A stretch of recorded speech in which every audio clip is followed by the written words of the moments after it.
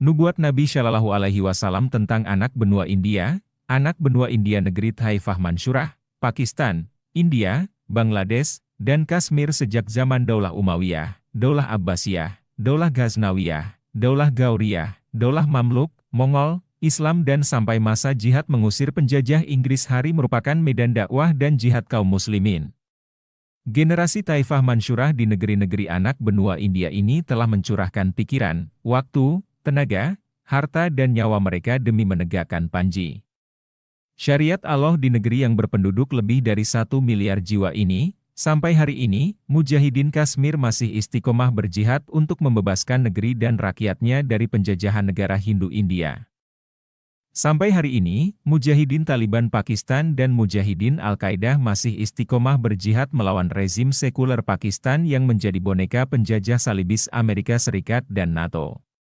Di wilayah-wilayah perbatasan Afghanistan-Pakistan, mereka telah berhasil menguasai wilayah yang luas dan menerapkan syariat Islam. Pakistan, India, Bangladesh, dan Kashmir adalah negara-negara tempat eksisnya Taifah Mansyurah. Sebagaimana diriwayatkan dalam hadits dari Muawiyah bin Abi Sufyan bahwasanya ia berkata dari atas mimbar, saya mendengar Nabi Shallallahu Alaihi Wasallam bersabda, barang siapa yang dikehendaki Allah dengan suatu kebaikan, niscaya dia akan memahamkan agama kepadanya. Akan senantiasa dari satu kelompok dari kaum muslimin yang berperang di atas kebenaran.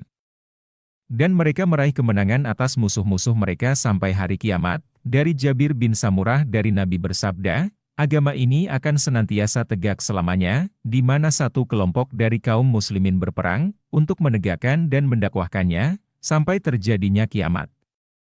Dari Jabir bin Abdullah berkata, saya mendengar Nabi bersabda, akan senantiasa ada satu kelompok dari umatku yang berperang di atas kebenaran sampai hari kiamat. Maka pada saat itu Nabi Isa bin Maryam turun ke tengah mereka. Pemimpin kelompok tersebut berkata kepada Nabi Isa, kemarilah, Andalah yang berhak mengimami kami sholat. Namun Nabi Isa menjawab, ya tidak. Sebagian kalian adalah pemimpin atas sebagian yang lain, sebagai bentuk pemuliaan Allah atas umat ini. Dari Uqbah bin Amir berkata, saya mendengar Rasulullah bersabda, ia akan senantiasa ada satu kelompok dari umatku yang berperang di atas urusan agama Allah. Mereka mengalahkan musuh-musuh mereka. Orang-orang yang memusuhi mereka tidak akan mampu menimpakan bahaya kepada mereka sampai datangnya kiamat. Sementara keadaan mereka tetap konsisten seperti itu. Abdullah bin Amr bin As menimpali, benar, kemudian Allah akan mengutus angin yang wanginya seperti minyak wangi dan lembutnya selembut sutra. Angin itu tidak menyisakan seorang pun yang di dalam hatinya ada keimanan sebesar biji sawi, kecuali angin itu mewafatkan orang tersebut. Setelah itu yang tersisa di atas bumi hanyalah orang-orang yang jahat.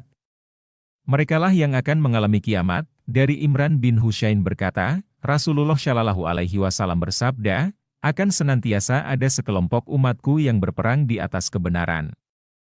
Mereka meraih kemenangan atas orang-orang yang memerangi mereka, sampai akhirnya kelompok terakhir mereka memerangi Dajjal.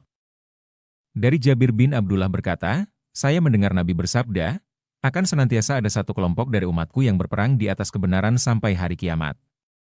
Maka pada saat itu Nabi Isa bin Maryam turun ke tengah mereka. Pemimpin kelompok tersebut berkata kepada Nabi Isa, kemarilah, Andalah yang berhak mengimami kami sholat. Namun Nabi Isa menjawab, ya tidak.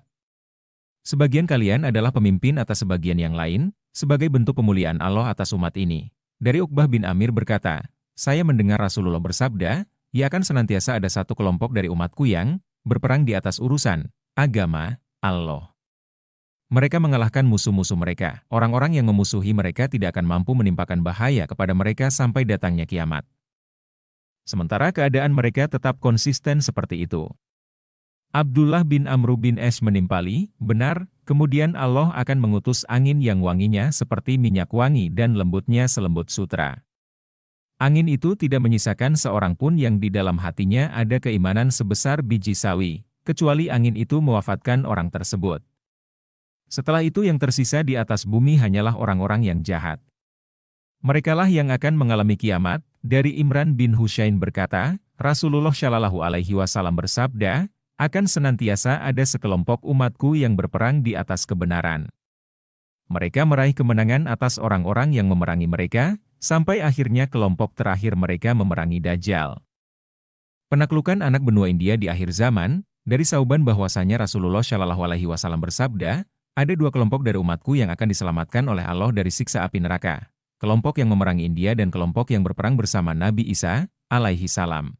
Hadits yang mulia di atas memberikan kabar gembira bagi dua kelompok mujahidin Islam dengan jaminan keselamatan dari siksa api neraka. Kelompok pertama adalah mujahidin Islam yang berjihad untuk menegakkan syariat Islam di anak benua India. Kelompok kedua adalah mujahidin Islam yang bersama Nabi Isa di akhir zaman, memerangi Dajjal dan para pengikutnya. Penyebutan dua kelompok mujahidin Islam dalam satu hadits di atas mengisyaratkan bahwa dua kelompok tersebut memiliki kemungkinan waktu hidup yang berdekatan atau sezaman. Wallahu a'lam bishawab.